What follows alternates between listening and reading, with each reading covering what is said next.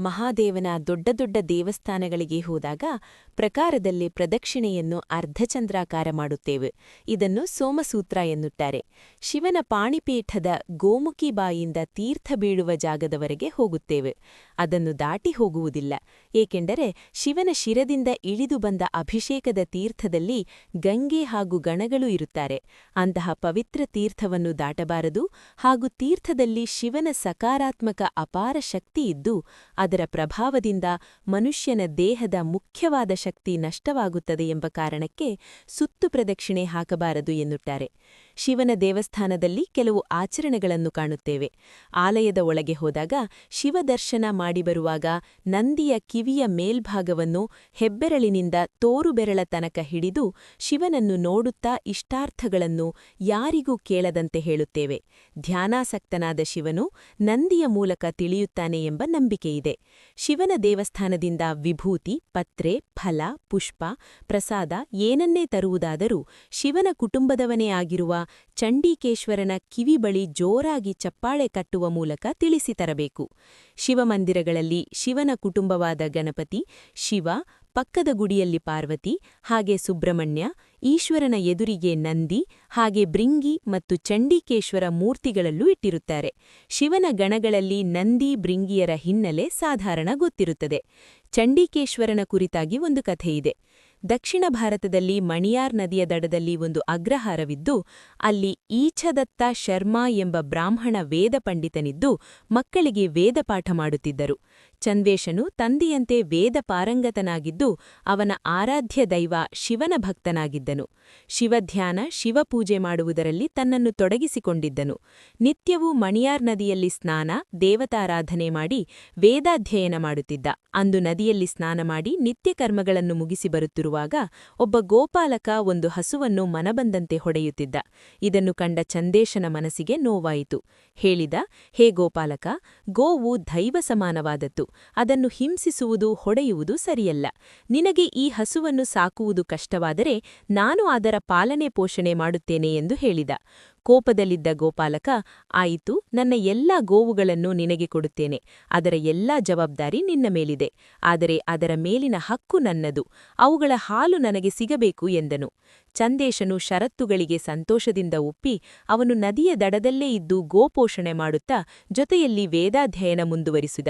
ಚಂದೇಶನ ಪಾಲನೆ ಪೋಷಣೆಯಿಂದ ಗೋವುಗಳು ತೃಪ್ತಿ ಹೊಂದಿ ಚಂದೇಶನನ್ನು ಪ್ರೀತಿಸತೊಡಗಿದವು. ಚಂದೇಶನು ನಿತ್ಯವೂ ಕಾಡಿಗೆ ಹೋಗಿ ಹುಲ್ಲು ಸೊಪ್ಪು ತಂದು ಹಸುಗಳಿಗೆ ಮೇವನ್ನು ಹಾಕುತ್ತಿದ್ದನು. ಮೇವು ತರುವ ಸಲುವಾಗಿ ಅವನ ಬಳಿ ಚಿಕ್ಕ ಕೊಡಲಿಯನ್ನು ಇಟ್ಟುಕೊಂಡಿದ್ದನು. ಚಂದೇಶನ ಆರೈಕೆಯಿಂದ ಗೋವುಗಳು ಅವಾಗಿಯೇ ಹಾಲು ಸುರಿಸಲು ಪ್ರಾರಂಭಿಸಿದವು. ಹಾಲನ್ನು ಸಂಗ್ರಹಿಸಲು ಮಣ್ಣಿನ ದೋಣಿ ಮಾಡಿ ಹಾಲನ್ನು ಸಂಗ್ರಹಿಸುತ್ತಿದ್ದನು. ಅವನು ನಿತ್ಯ ಪೂಜೆಗಾಗಿ ನದಿಯಿಂದ ಮರಳನ್ನು ತಂದು ಶಿವಲಿಂಗ ತಯಾರಿಸಿದನು. ಮಣ್ಣಿನ ದೋಣಿಗಳಲ್ಲಿ ಹಾಲನ್ನು ಸಂಗ್ರಹಿಸಿ ಶಿವಲಿಂಗಕ್ಕೆ ಅಭಿಷೇಕ ಮಾಡುತ್ತಿದ್ದನು.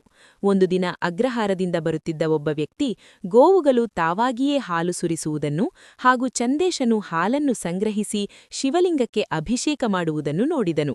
ಇದನ್ನು ಅಗ್ರಹಾರದಲ್ಲಿದ್ದ ಗೋವುಗಳ ಯಜಮಾನನಿಗೆ ತಿಳಿಸಿದನು. ಯಜಮಾನ ಚಂದೇಶನ ತಂದೆಯಲ್ಲಿ ದೂರು ಹೇಳಿದನು. ತನ್ನ ಮಗ ಅನ್ಯರ ಹಸುವಿನ ಹಾಲನ್ನು ಶಿವನಿಗೆ ಅಭಿಷೇಕ ಮಾಡುವುದನ್ನು ಕೇಳಿ ಕೋಪಗೊಂಡು ಕಣ್ಣಾರೆ ನೋಡಬೇಕೆಂದು ಚಂದೇಶನಿದ್ದಲ್ಲಿಗೆ ಬಂದನು. ಆದರೆ ಆ ಸಮಯ ಚಂದೇಶನು ಏಕಾಗ್ರತೆಯಿಂದ ಶಿವನಿಗೆ ಹಾಲಿನ ಅಭಿಷೇಕ ಮಾಡುತ್ತಿದ್ದನು. ಗೋವುಗಳು ಸಹ ನೋಡುತ್ತಿದ್ದವು. ಈಚ್ಛದತ್ತ ಶರ್ಮನು ಮಗನನ್ನು ಕರೆದನು. ಕೇಳಲಿಲ್ಲವೆಂದು ಹತ್ತಿರಕ್ಕೆ ಹೋಗಿ ಅಲುಗಾಡಿಸಿದರೂ ಧ್ಯಾನಮಗ್ನನಾಗಿದ್ದ ಚಂದೇಶನಿಗೆ ಎಚ್ಚರವಾಗಲಿಲ್ಲ. ಕೋಪಗೊಂಡ ಈಚ್ಛದತ್ತ ಹಾಲು ತುಂಬಿಸಿ ಸಂಗ್ರಹಿಸಿಟ್ಟ ಮಣ್ಣಿನ ದೋಣಿಗಳನ್ನು ಕಾಲಿನಿಂದ ಒದೆದನು. ಹಾಲು ತುಂಬಿದ ಮಣ್ಣಿನ ದೋಣಿಗಳು ಒಡೆದ ತುಂಡುಗಳು ಮರಳಿನ ಶಿವಲಿಂಗಕ್ಕೆ ತಾಗಿ ಶಿವಲಿಂಗವು ಬಿರಿಯಿತು. ತಕ್ಷಣ ಎಚ್ಚರಗೊಂಡ ಚಂದೇಶ ಕೋಪಗೊಂಡು ತನ್ನ ಶಿವಧ್ಯಾನವನ್ನು ಭಂಗ ಮಾಡಿ ಅಭಿಷೇಕಕ್ಕೆ ಇಟ್ಟ ಹಾಲಿನ ಮಡಿಕೆಗಳನ್ನು ಕಾಲಿನಿಂದ ಒಡೆದು ಆ ಚೂರುಗಳಿಂದ ಶಿವನ ಲಿಂಗವನ್ನು ಭಿನ್ನ ಮಾಡಿದ.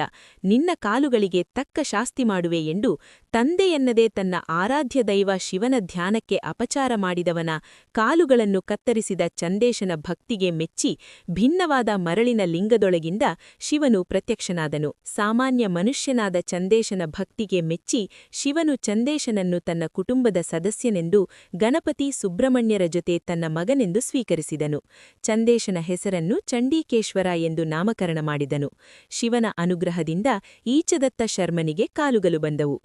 ಶಿವನ ಗುಡಿಯಲ್ಲಿರುವ ಚಂಡೀಕೇಶ್ವನ ಮುಂದೆ ಚಪ್ಪಾಳೆ ಅಥವಾ ಚಿಟಿಕೆ ಹೊಡೆಯಬೇಕು, ಏಕೆಂದರೆ ಪರಮೇಶ್ವರನು ಧ್ಯಾನದಲ್ಲಿ ನಿರತನಾಗಿದ್ದು ಚಂಡೀಕೇಶ್ವರ ಸದಾಕಾಲವೂ ಶಿವನ ಧ್ಯಾನದಲ್ಲಿ ಮಗ್ನನಾಗಿರುತ್ತಾನೆ.